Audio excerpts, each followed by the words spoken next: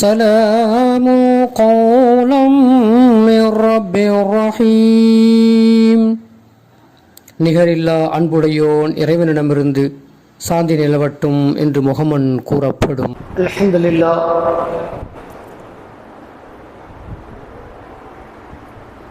நஹ்மதுஹு வ நுஸல்லி அலா ரசூலிஹில் கரீம். அம்மா பஅத்.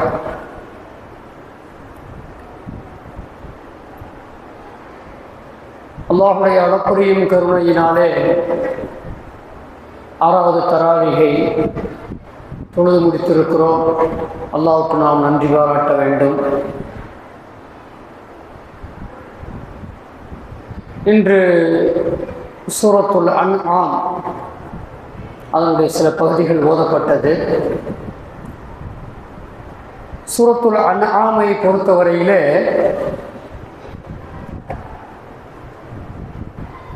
குர்ஆனில் 25 நபிமார்களுடைய பெயர்கள் சொல்லப்பட்டிருக்கு அப்படிங்கிறது நாம் எல்லோருமே அறிந்து இருக்கிற செய்தி.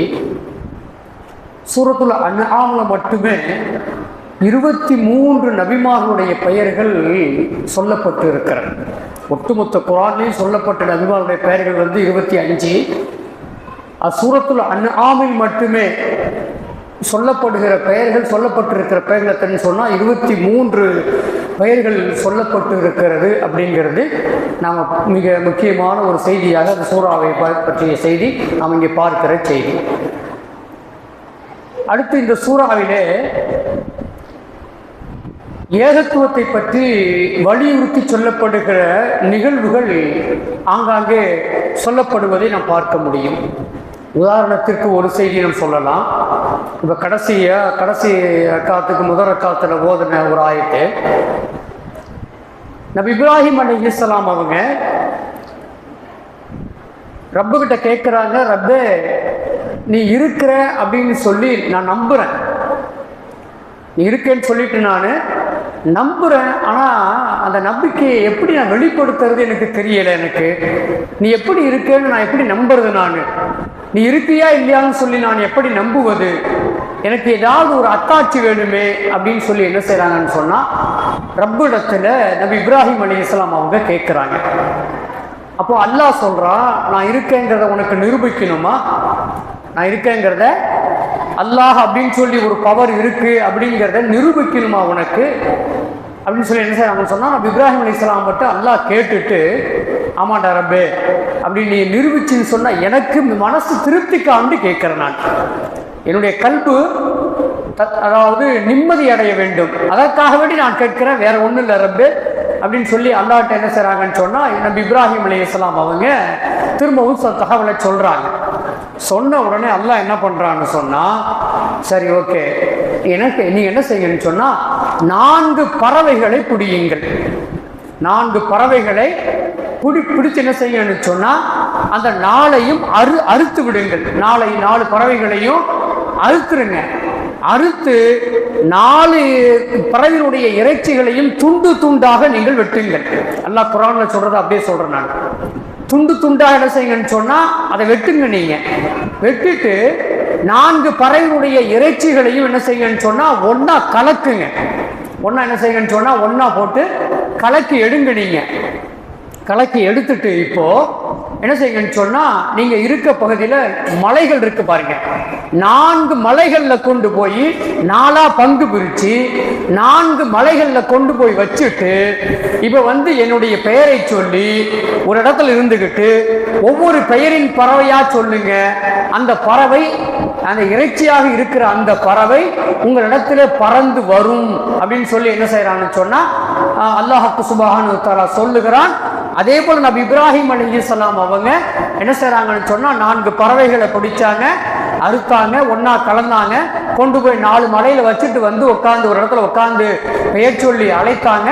4 பறவைகளும் வந்தது, உயிரோடு பறந்து அறுக்கப்பட்ட அந்த பறவைகள் எல்லாம் திரும்ப வந்தது அப்படின்னு சொல்லிட்டு அல்லாஹ் இந்த சூரத்துல் அன்ஆம்ல என்ன செய்யறான்னு சொன்னா அந்த செய்தியை சொல்றான்.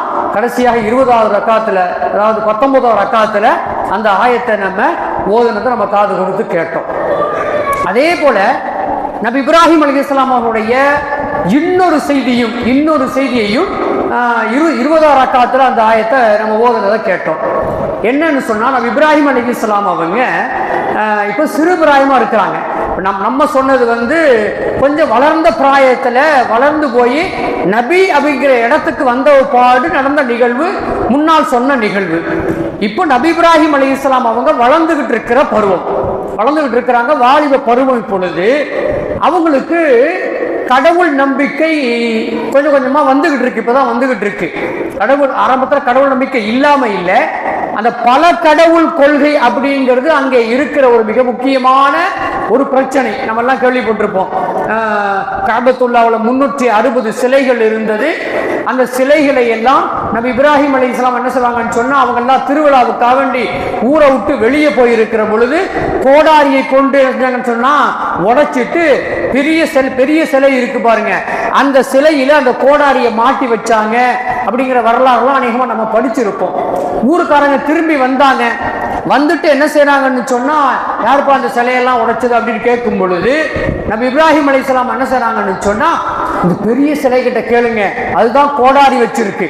கோடாரி எங்க இருக்குங்க? இப்ப பெரிய சிலையினுடைய தோள்பட்டையில மாட்டப்பட்டு இருக்கிறது. இப்போ அந்த ஊர் மக்கள் எல்லாம் கேட்கிற பொழுது நபி இப்ராஹிம் அலைஹிஸ்ஸலாம் அவங்க சொல்றாங்க, பெரிய சிலை கிட்ட கேளுங்க அப்படின்னு சொல்லும் பொழுது அப்பதான் மக்கள் கேட்கிறாங்க, சிலை எப்படியா பதில் சொல்லும்? சிலை எப்படி பதில் சொல்லும்? அதெல்லாம் பதில் சொல்லாது. உடைச்சது பெரிய சிலை இல்ல, உடைச்சது மனிதன் தான் உடைத்தது.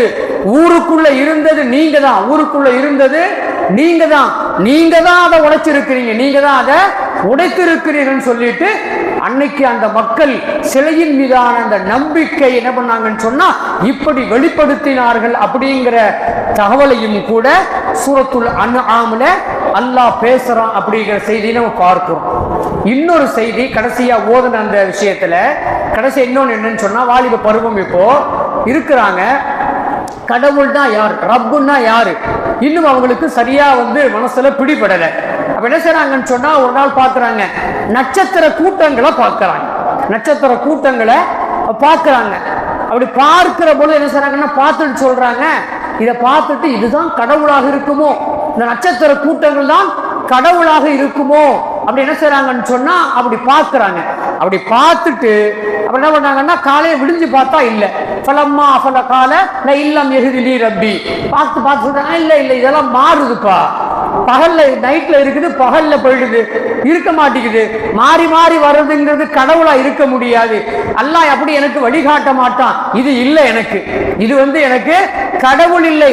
அப்புறம் முழுமையான சந்திரனை பார்க்கிறாங்க, முழுமையான ஃபலம்மா ரஅல் கமர பாஸிகன் கால ஹாதா ரப்பி, அதுக்கடுத்து சொல்றாங்கன்னா சந்திரனை பார்க்கிறாங்க. சந்திரனை பார்த்துட்டு இதுதான் ரப்பா இருக்குமோ, இது ரப்பா இருக்குமோ, இதுதான் படைத்தவனாக இருப்பானோ அப்படின்னு சொல்றாங்கன்னா சந்திரனை பார்த்து விட்டு சொல்றாங்க, அதுவும் பார்த்தா மாறி போயிடுது, அப்ப சொல்றாங்க இல்ல மாறக்கூடியது நிச்சயமாக கடவுளாக இருக்க முடியாது. பகல்ல பார்க்கறாங்க சூரியனை பார்த்து சொல்றாங்க, இதுதான் பெரிய ரப்பு, ஹாதா அக்பர், என்ன செய்றாங்க, இதுதான் பெரிய ரப்பாக இருக்கிறது அப்படி என்ன செய்றாங்கன்னு சொன்னா சூரியனை பார்த்து ரப்பா இருக்குன்னு சொல்லி பாக்குறாங்க. சாயந்தரம் பார்த்தா அதுவும் மறைஞ்சு போச்சு, அதுவும் மறைந்து போனது. இப்ப சொல்றாங்க, மறையக்கூடியது எதுவுமே ரப்பாக இருக்க முடியாது, அல்லாஹ் என்னை வழிகேட்டிலிருந்து அல்லாஹ் என்னை பாதுகாக்கும் சொல்லி என்ன செய்றாங்கன்னு சொன்னா, நபி இப்ராஹிம் அலைஹிஸ்ஸலாம் அவங்க அல்லாஹ் கிட்ட அந்த மன்றாடிய அந்த செய்திகள் எல்லாம் நம்ம இன்னைக்கு சூரத்துல் அன்ஆம்ல ஓதிய விஷயங்களாக நாம் பார்க்கிறோம். இன்னொரு சூரத்துல் அன்ஆம்ல நிறைய செய்திகள் இருக்கிறது. பறவைகளை பற்றி பேசப்படுகிறது, ஒட்டகங்களை பற்றி பேசப்படுகிறது, அப்படின்னு நிறைய விஷயங்கள் சொல்லப்படுகிறது. நம்ம சுருக்கமா வந்துருவோம். அடுத்து அல்லாஹ்வுக்கு சுப்ஹானஹு வ தஆலா ஒரே ஒரு ஆயத்தை மட்டும் சொல்லிட்டு முடிச்சுக்கிறேன். அல்லாஹ்வுக்கு சுப்ஹானஹு வ தஆலா சூரத்துல் அன்ஆம்ல ஒரு வசனத்தை ஒன்று சொல்றான். இன்னைக்கு நம்ம பார்க்க வேண்டிய செய்தி இதுதான். நம்ம இன்னைக்கு பார்க்க வேண்டிய எடுத்துக்கொள்ள வேண்டிய செய்தி என்னன்னு சொன்னா, அல்லாஹ் சொல்றான் பாருங்க, மன்ஜா பில் ஹஸனதி ஃபலஹு அஸரு அம்சாலிஹா. ஒருத்தர் என்ன செய்யறாருன்னு சொன்னா, யாராவது ஒருவர் ஒரு நன்மையை செய்கிறார். அல்லாஹ் சொல்றான், ஒருவர் ஒரு நன்மையை செய்கிறார், அவருக்கு எவ்வளவு நன்மை எழுதப்படுதுங்க. ஃபலஹு அஷரு அம்சாலிஹா, அவர் எதை செய்தாரோ அதை போன்றதொரு 10 மடங்கு அவருக்கு எழுதப்படுகிறது. 2 ரக்காத் தொழுதார், இன்னைக்கு தராவிஹி 2 ரக்காத் தொழுதார்னு வச்சுக்கோங்க. 2 ரக்காத்து தொழுதவருக்கு எவ்வளவு நன்மை எழுதப்படுதுங்க. அல்லாஹ்வுடைய இந்த வசனத்தின் பிரகாரம் பார்த்தோம்னு சொன்னா 10 சொன்னா 12 20, 2 ரக்காத்துக்கு 10 10 20 வச்சுக்கிட்டா கூட மொத்தமா கணக்கு போட்டோம்னா எவ்வளவு வருதுங்க? 200 ரக்காத்து. 200 ரக்காத்து தொழுத நன்மை கிடைக்குது. இல்ல ஒரு நன்மை, ஒரு ரக்காத்துக்கு ஒரு நன்மை அப்படின்னு வச்சுக்கிட்டோம்னு சொன்னா 2 ரக்காத்துக்கு 2 நன்மை. அல்லாஹ் சொல்ற கணக்கு பிரகாரம் பார்த்தோம்னு சொன்னா எவ்வளவு ஆச்சுங்க? 20 நன்மை கிடைக்கிறது. அதுவும் இந்த ரமலானிலே 70 நன்மைகள் கொடுக்கப்படுகிறதுங்கிறது நாம ஏற்கனவே தெரிஞ்சு வச்சிருக்க செய்தி. அப்ப 70 கணக்கு போட்டோம்னு சொன்னா எவ்வளவுங்க? 140 நன்மைகள் நமக்கு கிடைக்கிறது அப்படிங்கிறது அல்லாஹ் இந்த வசனத்துல சொல்லுகிற செய்தியாக நாம் பார்க்கிற செய்தி. தொடர்ந்து அல்லாஹ் சொல்றான். அதுல அந்த வசனத்துல அல்லாஹ் இன்னும் சொல்றாங்க, வமன் ஜாஅ பிஸ்ஸய்யிஅதி, யாராவது ஒருவர் ஒரு தீய காரியத்தை கொண்டு வந்தார், செஞ்சாரு, ஒரு தீய காரியத்தை எடுத்துக்கிட்டு வந்துட்டாரு, செஞ்சிட்டாரு அப்படின்னு சொன்னா ஃபலா யுஜ்ஸா இல்லா மிஸ்லஹா, அவர் என்ன செஞ்சாரோ அதை தவிர வேறு எதுவும் எழுதப்படாது. என்ன செஞ்சாரோ, ஒரு பாவம் செய்தால் ஒன்றுதான் எழுதப்படும். தொழுதா எத்தனை நன்மைங்க? ரமலான்ல 140 நன்மைன்னு பார்த்தோம். ரமலான்ல நாம ஒரு பாவத்தை செய்தாலும் நமக்கு அல்லாஹ் நம் மீது கருணை காட்டுகின்றான், நம் மீது கிருபை செய்கின்றான். எவ்வளவு பாவத்தை எழுதுறாங்க, அதுக்காண்டி பாவம் செய்யலாம்னு அர்த்தம் இல்லை. பாவம் செய்யலாம்னு யாரும் நினைச்சு கூடாது. அஜித் அப்படிலாம் சொல்ல வரல. அன்பிற்கினியவர்களே, அல்லாஹுடைய அந்த கருணையை நாம் சொல்ல வருகிறோம். அல்லாஹ் ஒரே ஒரு பாவத்தை மட்டும் தான் எழுதுகிறான்.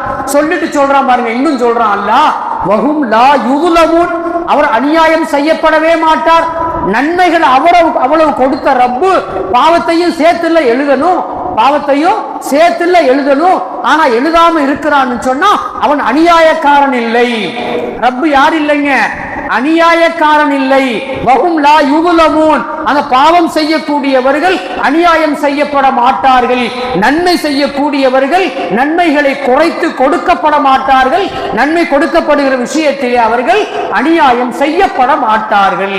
அல்லாஹ் சொல்லுகிற இன்னொரு செய்தி சூரத்துல் அன்ஆமிலே சொல்லப்படுகிற இன்னொரு செய்தியாக இருக்கிறது.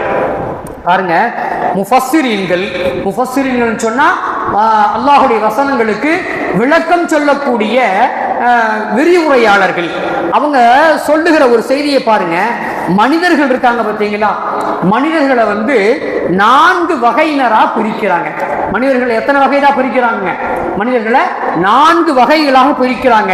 அதுல முதலாவது யாரு அப்படின்னு சொன்னா, அதுல முதலாவது இம்மை மறுமை. இம்மை உலகத்தையும் நம்புறாரு, மறுமையையும் நம்புறாரு. உலகத்தினுடைய வசதி வாய்ப்புகளும் அவருக்கு கொடுக்கப்படுகிறது, மறுமையின் வசதி வாய்ப்புகளும் அவருக்கு கொடுக்கப்படுகிறது. ஏன்? இந்த இம்மையையும் நம்பினார், மறுமையையும் நம்பினார். இம்மையில் மறுமைக்கான காரியங்களையும் செய்தார், மறுமையினுடைய தேட்டத்திலே இருந்தார். அதனால் இம்மையிலேயும் அவருக்கு வசதி வாய்ப்புகள். வசதி வாய்ப்புன்னு சொன்னா பொருளாதார வளர்ச்சி நம்ம நினைச்சு கூடாது. வளர்ச்சி பொருளாதாரத்துல மேம்பட்டு இருக்கிறவர் தான் அப்படின்னு அர்த்தம் அல்ல. அன்பிற்கினியவர்களே, இபாதத் செய்வதற்கான எல்லா விதமான வாய்ப்புகளையும் அல்லாஹ் அவருக்கு வழங்குகின்றார். இபாதத் செய்யக்கூடிய எல்லா வாய்ப்புகளையும் அந்த அறிவை கொடுக்கிறான் அல்லாஹ், உடல்ல சக்தியை கொடுக்கிறான் அல்லாஹ், துணையா இருக்கக்கூடிய அந்த ஜோடிய இபாதத் செய்வதற்குரிய வாய்ப்புகளை உருவாக்கி தரக்கூடிய ஜோடியாக அல்லாஹ் ஆக்கி வைக்கின்றான். அவர்களுக்கு பிறக்கின்ற பிள்ளைகள் அந்த தகப்பனுக்கு ஒத்தாசை செய்யக்கூடிய பிள்ளைகளாக, அதாவது இபாதத் செய்வதற்கு ஒத்தாசை செய்யக்கூடிய பிள்ளைகளாக அல்லாஹ் அந்த பிள்ளைகளை ஆக்கி வைக்கின்றான். இவைகள் எல்லாம் என்னன்னு சொன்னா இம்மை மறுமையிலே கொடுக்கப்படக்கூடிய வாய்ப்புகள், வசதி வாய்ப்புகள். வெறும் பொருளாதாரம் மட்டுமல்ல, பொருளாதாரம் கொடுக்கப்பட்டாலும் அதையும் கணக்கில் எடுத்துக் கொள்ளலாம். இவர் ஒரு வகையினராக இருக்கிறார். மனிதர்களிலே இவர் ஒரு வகையினராக இருக்கிறார். இன்னொரு வகையினர் இருக்கிறார். அவர் யாருன்னு சொன்னா இம்மையிலே வசதி வாய்ப்பு நிறைய இருக்கு அவருக்கு. இம்மையில வசதி வாய்ப்பு என்பது நிறைய இருக்கு. ஆனால் மறுமையிலே ஏழ்மையாக இருக்கிறார். மறுமையிலே ஏழ்மையாக இருக்கிறார். வசதி வாய்ப்புன்னு சொன்னா எல்லா உடல் சக்தியும் அவருக்கு கொடுக்கப்பட்டது. அவருக்கு உடல் ரீதியான சக்தியும் கொடுக்கப்பட்டது, பொருளாதார ரீதியான சக்தியானும் கொடுக்கப்பட்டது, ஒத்தாசையான மனைவியும் கூட இருந்தாங்க, பிள்ளைகளும் இருந்தாங்க, தொழிலாளிகள் இருந்தாங்க, இன்னும் யார் யாரோ இருந்தாங்க, இன்னும் பதவிகள் இருந்தது, பட்டங்கள் இருந்தது, படிப்பு இருந்தது, எல்லாமே இருந்தது. ஆனால் மறுமையை ஏழ்மைக்குரியதாக அவர் ஆக்கிவிட்டார். மறுமையை ஏழ்மைக்குரியதாக அவர் ஆக்கிவிட்டார். இவர் இரண்டாவது மனிதராக இருக்கிறார். மனிதர்களிலேயே இரண்டாவது மனிதராக இருக்கிறார். மூன்றாவது ஒரு மனிதர் இருக்கிறார். அவர் யாருன்னு சொன்னா இம்மையிலும் ஏழ்மை, மறுமையிலும் ஏழ்மை. இம்மையிலும் ஏழ்மை, மறுமையிலும் ஏழ்மை. இம்மை உலகத்திலேயும் பெருசா ஒண்ணு அவரு திடகாத்திரமான மனிதராகவும் இல்லை, அறிவு படைத்தவராகவும் இல்லை, அவற்றை எதுவுமே இல்லை. அதே சமயத்துல ரப்பையும் அவர் நினைத்து பார்க்கல, மறுமைக்கான எந்த காரியத்தையும் செய்யல. நாளை மறுமையிலும் முழுமையான ஏழ்மையாக போய்விடுகிறார். இவர் மூன்றாவது வகையான மனிதராக இருக்கிறார் என்று சொல்லி பெருமானார் ஸல்லல்லாஹு அலைஹி வஸல்லம் ஹதீஸ்களிலிருந்து எடுக்கப்பட்ட ஒரு கருத்தை விரிவுரையாளர்கள் சொல்லித் தருவதை நாம் பார்க்கிறோம். இப்ப அடுத்த நான்காவது சொல்றாங்க, இம்மை மறுமை, இருமையில் இம்மை மறுமை ரெண்டிலுமே நற்பேறு இல்லாதவர். மேல சொன்னவர் ஏழ்மையில், உலகத்துல ஏழ்மை, மறுமையில் ஏழ்மை. ஆனா இப்ப கடைசியா சொல்றவர் யாருன்னு சொன்னா ஒட்டுமொத்தமா ஒண்ணுமே இல்லை அவருக்கு. உலகமும் இல்லை, தீனும் இல்லை, துன்யாவும் இல்லை. தீனும் இல்லை, துன்யாவும் இல்லை, ஆகிரத்தும் இல்லை அவருக்கு. அப்படிங்கிற மாதிரியான ஒரு நிலையில இருக்கக்கூடிய மனிதர் இவர் நான்காவது வகை மனிதராக இருக்கிறார் என்று சொல்லி நான்கு வகையாக இந்த மனிதர்களை குறித்திருக்கிறார்கள். இந்த வசனத்திற்கு நம்ம சொன்ன அந்த வசனத்திற்கு மன்ஜா அபில் ஹசனதி ஃபலஹு அஷரு அம்சாலிஹா என்று வரக்கூடிய அந்த வசனத்திற்கு விரிவுரையாக இந்த செய்தி என்ன செய்றாங்கன்னு சொன்னா சொல்றாங்க. இதை ஏன் சொல்றாங்க அப்படின்னு சொன்னா பெருமானார் ஸல்லல்லாஹு அலைஹி வஸல்லம் அவருடைய ஒரு ஹதீஸ் நம்ம எல்லாருக்குமே கண்டிப்பா தெரிஞ்சிருக்கும். இன்னமல் அமாலு பின்னியாத்தி, செயல்கள் எல்லாம் எண்ணங்களை கொண்டே அமைகின்றன, செயல்கள் எல்லாம் எண்ணங்களை கொண்டே அமைகின்றன என்று சொல்லி ரசூலுல்லாஹ்வுடைய ஒரு ஹதீஸுடைய கிதாபுகள்ல ஆரம்பமா இந்த ஹதீஸை தான் பதிவு பண்ணுவாங்க. புகாரியுடைய கிதாப் எடுத்தா கூட முதல் ஹதீஸ் எதுவா இருக்குங்க, இன்னமல் அமாலு பின்னியாத். என்ன பண்ணிருப்பாங்கன்னு சொன்னா பதிவு செஞ்சிருப்பாங்க அப்படிங்கிறத நம்ம பார்க்க முடியும். ஆக அன்பிற்கினியவர்களே, ஆக நம்முடைய எண்ணங்கள் எப்படியோ அந்த அடிப்படையில் தான் நன்மைகள் வழங்கப்படுவதும், நம்முடைய எண்ணங்கள் எப்படியோ அந்த அடிப்படையில் தான் தீமைகள் எழுதப்படுவதும் இருக்கிறது என்பது நாம் இங்கே புரிந்து கொள்ளுகிற செய்தி.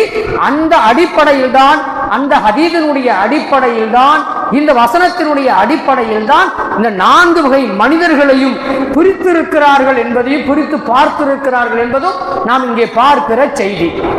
பாருங்க, ஒரே ஒரு செய்தியை சொல்லிட்டு நான் முடிச்சுக்கிறேன். மனிதர்களிலே 6 வகையான செயல்கள் இருக்கிறதுன்னு சொல்லிட்டு விரிவுரையாளர்கள் சில 6 வகைப்படுத்துறாங்க. மனிதனுடைய செயல்பாடுகளை 6 வகைப்படுத்துறாங்க.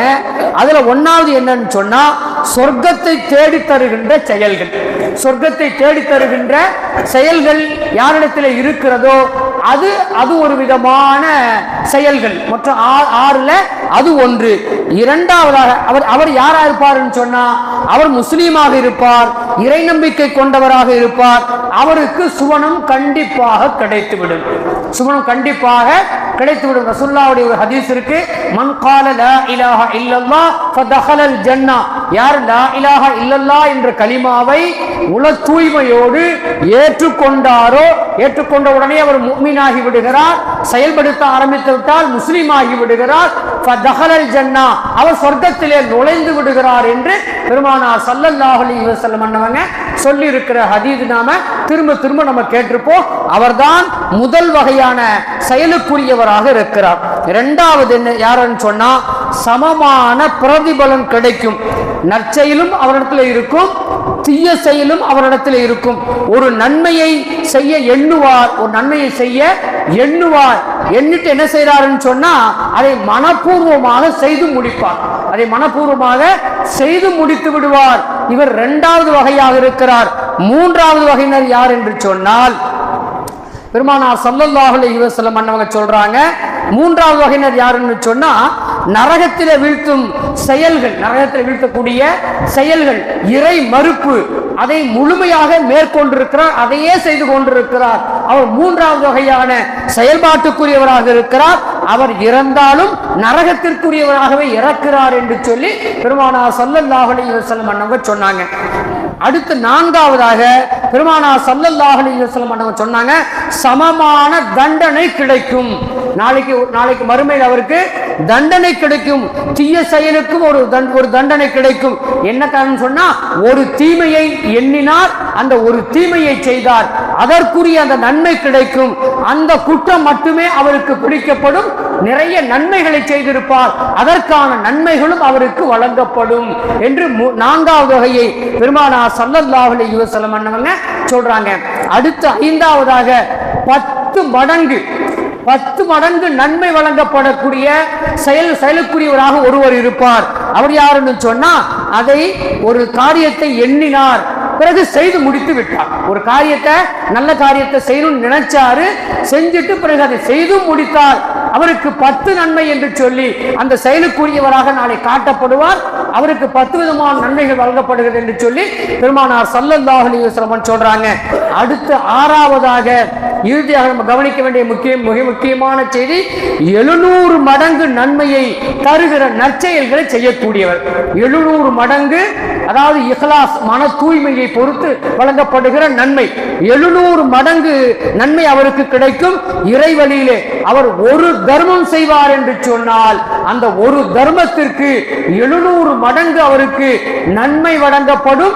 இன்னும் சொல்லப்படுகிறது, பல மடங்குகளாக அது ஆக்கப்படும். பல மடங்குகளாக, 700 மடங்கு மட்டுமில்ல, அல்லாஹ் நாடினால் பல மடங்குகளாக என்ன செய்யறான்னு சொன்னா, அல்லாஹ் அதை ஆக்கி கொடுக்கிறான் என்று சொல்லி பெருமானார் ஸல்லல்லாஹு அலைஹி வஸல்லம் அன்னவங்க இப்படி 6 வகையாக பிரித்து இருக்கிறார்கள். செயல்களை 6 வகையாக பிரித்து இருக்கிறார்கள் என்பதை பார்க்கிறோம். வல்ல ரஹ்மான் ஹக் சுப்ஹானஹு வ தஆலா நம்மவர்களுக்கு 6வதாக சொல்லப்பட்ட பல மடங்கு நன்மைகளை அல்லாஹ் நமக்கு செய்வதற்கான பாக்கியத்தை ஏற்படுத்தி கொடுத்து அந்த நன்மைகளையும் வழங்கி நாளை மறுமையிலே வெற்றியாளர்களாக அல்லாஹ் நம்மை ஆக்கி அருள்புரிவானாக.